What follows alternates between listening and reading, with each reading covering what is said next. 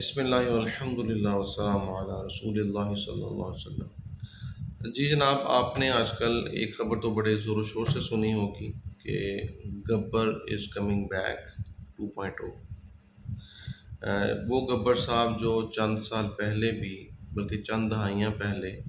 ایک ڈیل کر کے معافیا مانگ کے پاؤں پڑ کے واپس چلے گئے تھے آؤٹ آف کنٹری، جدہ میں اور مختلف جگہ پہ خجل خوار ہوتے رہے، تو پھر وہ پاکستان آئے بڑے اعزاز کے ساتھ اور آ کے یہاں پہ وزیر اعظم لگ گئے، اور پھر اپنے آبائی وطن میں چند سالوں بعد وہ چلے گئے تھے اور بیماری کا بہانہ بنا کے، اور ابھی وہ ورژن 2.0 کے ساتھ واپس آ رہے ہیں اور جگہ جگہ پہ یہ بتا رہے ہیں کہ میں آؤں گا تو میں سب کچھ ٹھیک کر دوں گا۔ سب سے پہلے تو عوام کی شارٹ ٹرم میموری نہیں ہونی چاہیے، اور میرا خیال ہے بھی نہیں ہے اس دفعہ، کہ یہ وہی گبر صاحب ہیں جن کے دور میں کبھی بھی ایکسپورٹ میں اضافہ نہیں ہوا۔ یہ وہی گبر صاحب ہیں جو آئی پی پیز کو زیادہ پروموٹ کرتے رہے، اور ان کی وجہ سے آئی پی پیز کا جو عذاب ہے اس ٹائم وہ ہمارے اوپر مسلط ہے، اور انہی کی وجہ سے بجلی کی یہ پرائسز زیادہ ہو رہی ہیں، اور ان کے جو کانٹریکٹس تھے جو کہ انہوں نے ماشاءاللہ ڈالرز میں کیے، اور پتہ نہیں یہاں پہ انویسٹیگیشن کب ہوگی، اگر صحیح انویسٹیگیشن ہو تو پتہ چل جائے گا کہ ان کے پیچھے بھی ان کے لوگ ہی شاید بیٹھے ہوں، جو کہ پروفٹ بعد میں ان کی اپنی جیب میں ہی جا رہا ہوگا۔ تو یہ وہی گبر صاحب ہیں جو کہ 16 مہینے پہلے انہی کے پاس جو ہیں وہ میٹنگز ہو رہی تھیں، انہوں نے ہی سارے معاملات طے کیے، انہوں نے ہی سمدھی صاحب کو بھیجا کہ اب ٹھیک ہو جائے گا، اب ٹھیک ہو جائے گا۔ تو عوام کو پلیز پاگل نہ بنائیں، اور عوام بھی پاگل نہ بنے خدا کے لیے۔ نبی صلی اللہ علیہ وسلم نے فرمایا ہے، حدیث کا مفہوم ہے کہ مومن ایک سوراخ سے بار بار نہیں ڈسا جاتا، تو یہ چوتھی بار اپنے آپ کو نہ ڈسوائیں آپ۔ ٹھیک ہے کہ ہم اس طرح کے مومن نہیں ہیں، بندے کا تھوڑا سا کوئی مائنڈ ہوتا ہے کہ یار یہ بندہ اس کا لیول کیا ہے۔ سب سے پہلے تو مجھے شرم آتی ہے کہ ایک ایسا بندہ جو کہ سولو انٹرویو نہیں دے سکتا، ایک ایسا بندہ کہ جو بغیر پرچیوں کی بات نہیں کر سکتا، ایک ایسا بندہ جس کے بارے میں بیوروکریٹس چیخ چیخ کے کہہ رہے ہیں کہ ہم اس کو رٹے لگواتے تھے، لوگوں سے بات نہیں کر سکتا۔ یہ بندہ کس قسم کا انسان ہے جس کو ہم نے اتنے بڑے عہدے پہ رکھ لیا ہے؟ مجھے تو اس لیے بھی شرم آتی ہے کہ جب میں دیکھتا ہوں کہ جب ہم لیکچرر کے انٹرویو کے لیے جاتے ہیں کسی چھوٹی سی یونیورسٹی کے چھوٹے سے ڈپارٹمنٹ کے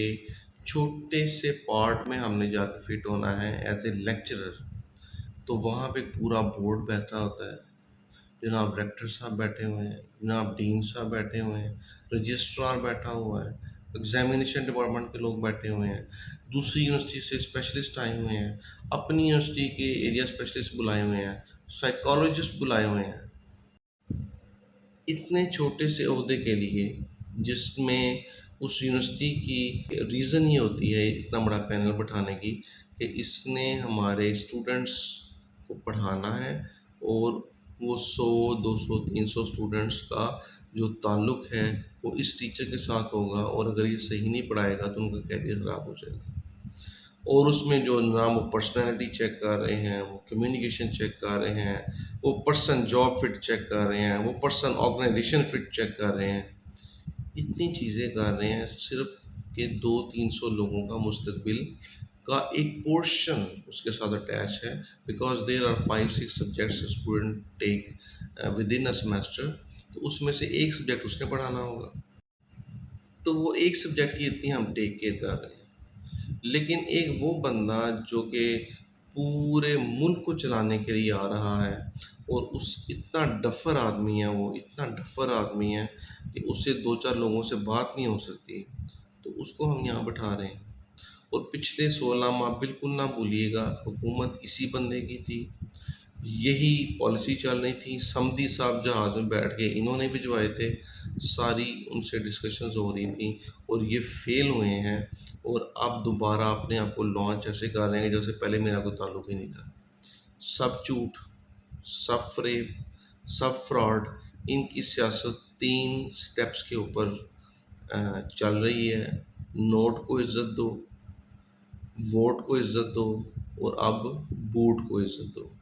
بس یہ تین چیزیں ہیں، یہ تینوں میں سے کبھی شفل کرتے ہیں، کبھی نوٹ کو عزت دے دیتے ہیں جہاں ریکوائرڈ ہو، جہاں دیکھتے ہیں کہ لوگ تھوڑے سے فلیئر اپ ہو رہے ہیں تو وہاں پھر ووٹ کو عزت کا نعرہ لگا دیتے ہیں، جہاں دیکھتے ہیں کہ آپ پھینٹی پڑنے لگے تو وہاں بوٹ کو عزت دو۔ تو اس لیے ان دغا بازوں سے، ان چوروں سے، ان ڈکیتوں سے، ان گبروں سے اپنے آپ کو بھی بچائیں